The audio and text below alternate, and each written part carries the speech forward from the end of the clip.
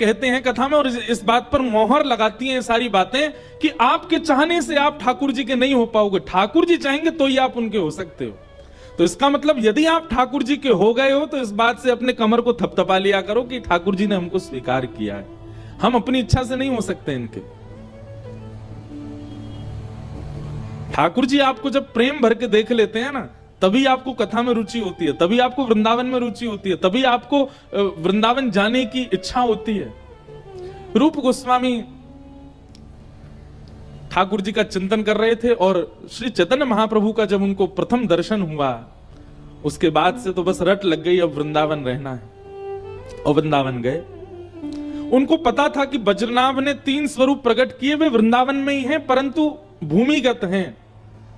तब उन्होंने कहा कि ठाकुर जी आप मेरे भजन से केवल प्रत्यक्ष प्रकट होकर दर्शन दे दो, और मुझे ही नहीं कालांतर तक जन जन को दर्शन दो, ऐसी कृपा कर दो। तब उनके भजन के प्रताप से एक दिन वो अपनी कुटिया में बैठे थे, नन्ना सा बालक आया और बालक आके बोलो बाबा तू यहां बैठो है, ठाकुर तेरी प्रतीक्षा मां कर रहा है। रूप गोस्वामी उस बालक के पीछे पीछे गए, तभी क्या देखा, एक ग्वारिया की गैया ऊपर खड़ी है एक टीले के ऊपर, और उसके थनों से दूध निकल रहा है। उस स्थान पर जाकर के जब दूध जहां भरा था गड्ढे में, वहीं खोल करके देखा, थोड़ी मिट्टी हटा करके देखा, तो वृंदावन के प्रथम ठाकुर, प्रथम निधि श्री गोविंद देव जी प्रकट हुए। बोलो राधा गोविंद देव की। सब सुख सागर रूप जागर रहे वृंदावन धाम, रूप गोस्वामी प्रगट कियो राधा गोविंद रूप निधान। वृंदावन प्यारो वृंदावन, श्री वृंदावन मेरो वृंदावन। इस प्रकार श्री राधा गोविंद देव जी प्रकट हुए। अब रूप गोस्वामी के गोविंद देव जी प्रकट हो गए।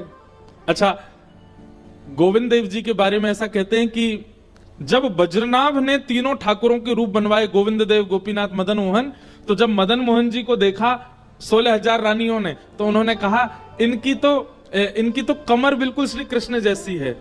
गोपीनाथ जी को देखा तो कहा इनकी भुजा श्री कृष्ण जैसी है। जब गोविंद देव जी को देखा तो सब 16,000 रानियों ने घूंघट कर लिया। तो वज्रनाभ बोले आपने घूंघट क्यों किया? बोले ये तो बिल्कुल श्री कृष्ण जैसे ही हैं श्री गोविंद देव जी। अच्छा, गोविंद देव जी का कभी आप मंगला में दर्शन करो, उनके जो कान है ना वो ऐसे रहते हैं आगे की ओर, बिल्कुल ऐसे हैं। उसके पीछे कारण क्या है? श्री गोविंद देव जी कथा सुनने के श्रोता हैं। जयपुर में कभी भी आप अगर गोविंद देव जी का दर्शन करने जाओ, बहुत विशाल प्रांगण है, कोने में बैठ जाना, वो हर जगह से दिखाई देंगे। वहां बैठ करके कोई चरित्र सुनाना, वो सुनने वाले ठाकुर जी हैं।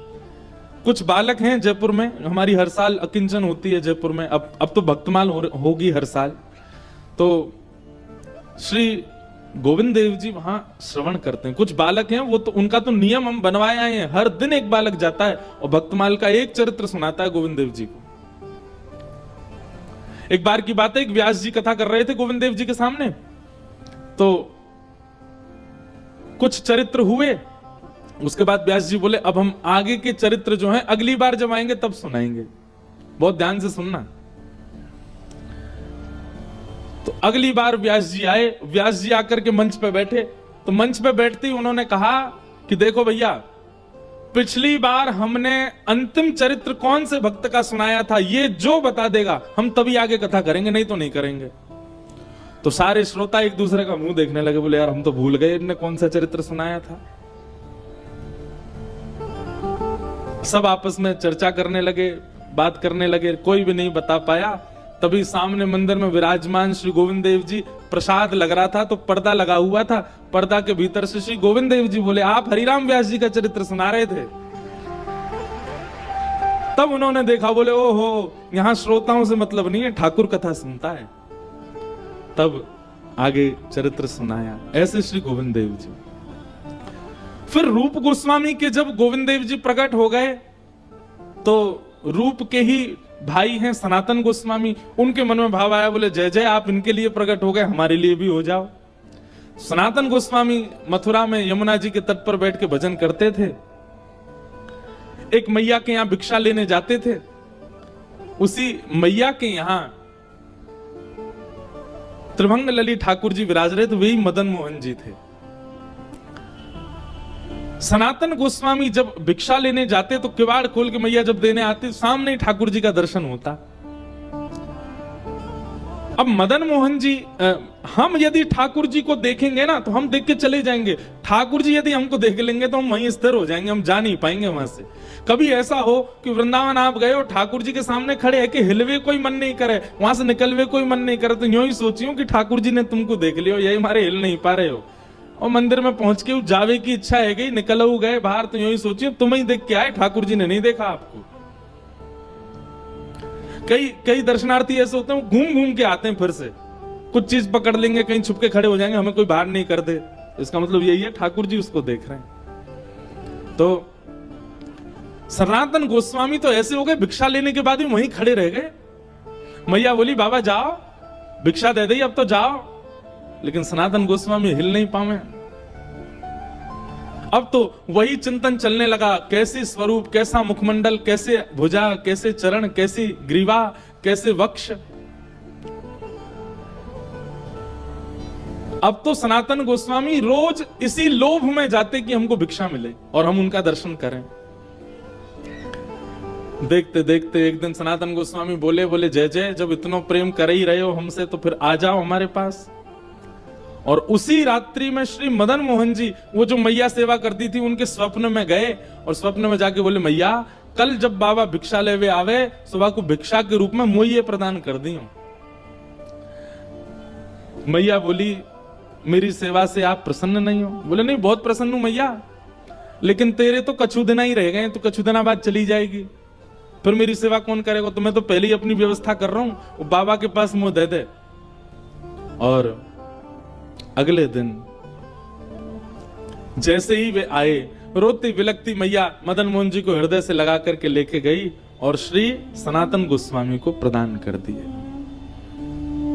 आहा, बिहरत निस दिन कुंज गलन में, ब्रज जन मन सुख धाम, मदन मोहन को रूप निरख के, श्री मदन मोहन को रूप निरख, सनातन बलि बलि जाए, वृंदावन प्यारो वृंदावन। और सनातन गोस्वामी के साथ श्री मदन मोहन जी आए। और मदन मोहन जी तो बड़े लीला, सबसे नटखट हैं सातों में श्री मदन मोहन जी। कहां विराजते हैं? करौली राजस्थान में। ये मुगलों के आने के बाद, कई मुगल क्योंकि मंदिर तोड़ते थे, इसलिए ठाकुर राजस्थान में राजाओं के आश्रय में चले गए, इसलिए कुछ ठाकुर हमारे वृंदावन से बाहर चले गए, नहीं तो ये सातों वृंदावन में ही थे। तो श्री मदन मोहन जी को लेकर के सनातन गोस्वामी गए। इतनी सुंदर लीला आती है श्री मदन मोहन जी की कि सनातन गोस्वामी का नियम था कि 24 घंटा में कम से कम 18 घंटा भजन करते थे, और बाकी के एक आध घंटा स्नान आदि कुछ प्रसाद पाते, एक आध घंटा सोते, बस इस प्रकार 24 घंटा निकलता उनका।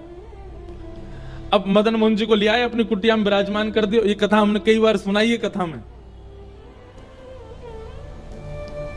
सनातन गोस्वामी का नियम था कि एक टिक्कर बनाते थे, टिक्कर समझते, मोटी रोटी बड़ी सी बनाते और उसी को ब्रजरज में रखते। जब भूख लगती नेक निकाल के नेक पा लेते, फिर एक आध दिना तक भजन करते, फिर थोड़ी सी निकाल के पा लेते, फिर भजन। आज भी ब्रज में ऐसे संत हैं, वो खूब मोटे मोटे टिक्कर ब्रज की रज में अंदर रखते हैं, और जब भूख लगती है उसमें थोड़े टूक लेके पा लेते हैं। कोई सब्जी नहीं, कोई नमक नहीं, मिर्च नहीं, कुछ नहीं, बस भजन के लिए जीवित रहना है, इतना पाते हैं। हम लोग भोजन के लिए जीवित रहते हैं, तो ब्रज में लोग भजन के लिए जीवित रहते हैं। कई लोग हैं वो तो जिंदा ही इसीलिए कि हम कुछ और खा सकें। एक बार मैं एक व्यक्ति के संग कहीं जा रहा था, तो रास्ता में हम लोग खूब सारा बाल भोग करके निकले, खूब सारा नाश्ता पा लिया। तो जैसे ही रास्ता में कहीं रुके, बाल भोग करके निकले थे, तो रास्ता में एक जगह शौच आदि के लिए निवृत्त होने के लिए रुके। तो वहीं पोहा बन रहे थे। पोहा समझते हैं? नमकीन चूड़ा, पोहा। तो साथ में जो व्यक्ति थे उनको सुगंधी आ गई पोहे की। तो पोहे की सुगंधी आने के बाद वो ऐसे घूमने लगे 2-4 राउंड। मैंने कि क्या हुआ? बोले महाराज जी वो सुबह का खाने पच जाए तो पोहा और पाऊंगा। मैंने कहा वारे भैया, भूख नहीं है, केवल पानो है, स्वाद अच्छा है। हमारे लाल जी भी ऐसे ही हैं, ठाकुर जी भी ऐसे ही हैं, वो भी पाम है, पूरे दिन 8 बार प्रसाद पाते हैं दिन भर में। तो मदन मोहन जी तो श्री सनातन गोस्वामी तो एक टिक्कर पाते थे, और एक टिक्कर ही 2-3 दिन तक चलता था। परंतु अब ठाकुर जी मदन मोहन जी आ गए तो उनके लिए रोज छोटे छोटे टिक्कर बना के प्रसाद में रखते थे। एक दिन सनातन गोस्वामी के ध्यान में श्री मदन मोहन जी सचल प्रकट हो गए, और प्रकट होकर बोले बाबा अरे जय जय, कैसी सेवा चल रही है? आपको सुख मिल रहा है कि नहीं? आनंद आ रहा है कि नहीं? ठाकुर जी बोले सनातन जी आनंद तो बहुत आ रहा है, लेकिन रूखी रोटी खवाए खवाए के आपने हमारो गरो जो है का चौक कर दियो है। अरे बामे नेक नमक बुरक दे करो, नेक नमक तो डाल दे करो आटे में, थोड़ा तो स्वाद आवे। सनातन गोस्वामी बोले अरे भगवान, हम तो भजनानंदी महात्मा है, हम कहां इतना। ठीक है, कल से आपके लिए मैं नमक वाली बढ़िया टिक्कर बनाऊंगा। और भिक्षा में नमक लेके आते, आटे मिला के गूंद करके टिक्कर बना के पवाते। कुछ दिन तक ठाकुर जी ने प्रेम से पाया। कुछ दिन बाद ठाकुर जी फिर ध्यान में आ गए। सनातन गोस्वामी बोले जय जय, अब तो बढ़िया है, नमक वाली रोटी पा रहे हो। मदन मोहन जी बोले वो तो बढ़िया है, रोटी में नेक नमक स्वाद तो आ गया हो, लेकिन रूखी रूखी रोटी पाऊं तो गले में इर्ज जाए मेरे में, नेक वहां में घी लगा दे करो। सनातन गोस्वामी बोले अच्छा ठीक है, कल से भिक्षा में घी भी ले आएंगे। नमक लेने आने लगे, घी लेके आने लगे, बढ़िया घी लगा के ठाकुर जी को पवाने लगे। कुछ दिनों बाद ठाकुर जी फिर आ गए, ध्यान में आके बोले आप नमक तो लेके ही आते हो, घी भी ले आते हो, एक आलू और ले आए करो, वाकू भून के वाकी चटनी बना के पवाई दे करो, टिक्कर से आलू लगा के पालेंगे ने स्वाद आ जाएगा। सनातन गोस्वामी ने तुरंत नेत्र खोले, अपनी माला झोली कोने धरी, ठाकुर जी उठा लिया। ठाकुर जी बोले कहां ले जा रहे हो? बोले वापस मैया के पास छोड़ के आ रहा हूं। अरे हम यहाँ भजन करने के लिए कुटिया में रहते, तुम यहाँ 56 भोग बनवा रहे हो। ठाकुर जी सचल प्रकट हो गए और मदन मोहन जी सनातन गोस्वामी के गले से लग गए। बोले बाबा तू चाहे रोखी रोटी खवा, चाहे नमक बुरक के खवा, चाहे बिना घी की खवा, रहूंगा तेरे पास ही, तो छोड़ के ना जाऊंगा।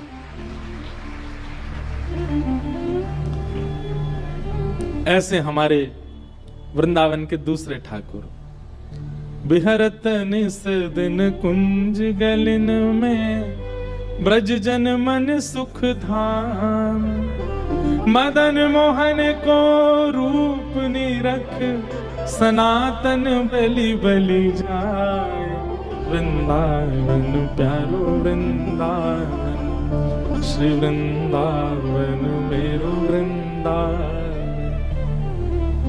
तो भैया अब हमें पता नहीं हम क्यों इस प्रसंग में चले गए, क्यों वृंदावन के निधियों की चर्चा करने लगे। हमारे पूज्य नाना जी कहते थे कि कथा में क्रम कुछ हो और निकलने कुछ और लगे तो समझ जाना जिनकी बात आ रही है ना वो कथा में विराजे हैं, इसीलिए उनकी बात आ रही है। और ये बात ऐसे ही नहीं मानिएगा, हम तो इस बात पर पूर्ण विश्वास करते हैं। कितनी बार ऐसा होता है, सोच विचार करके कुछ बैठते हैं पर निकलने कुछ और लगता है, तो फिर अब गोवर्धन लीला सुनानी है, लेकिन कहां वृंदावन निधियों की चर्चा अपने आप ही प्रकट होने लगे। तो निश्चित ही आज हो सकता है कि इस कथा में श्री गोविंद देव जी, मदन मोहन जी और अकेले नहीं आए होंगे, सनातन और रूप गोस्वामी के संग विराज रहे होंगे, देख रहे होंगे, तभी वो प्रसंग स्मृति में आ रहे हैं। तो भैया हमारा जीवन बड़ो अनमोल, इस जीवन को केवल खा पी करके व्यर्थ मत गवा दीजिए। अपने कर्तव्यों का निर्वहन कीजिए, लेकिन जैसे रूप गोस्वामी, जैसे मीराबाई, जैसे सनातन गोस्वामी, श्री गोपाल भट्ट गोस्वामी, हितरवंश महाप्रभु, स्वामी श्री हरदास जी महाराज, सब ने ठाकुर जी को प्राप्त किया। हम क्यों अधूरे रहें जीवन में? हम भी प्राप्त करें, हम भी उस श्रेष्ठ सत्ता का अनुभव अपने जीवन में करें। उसी के लिए हम मानव बने। ये मानवों को ये अधिकार है, सबको नहीं मिलते। देवताओं को ये अधिकार नहीं है कि ठाकुर जी उनके लिए प्रकट हों। देवताओं के लिए एक ही ठाकुर जी है, शंख चक्र गदा पद्मधारी, वैकुंठ में बैठे रहते हैं। देवताओं को जब अवकाश मिलता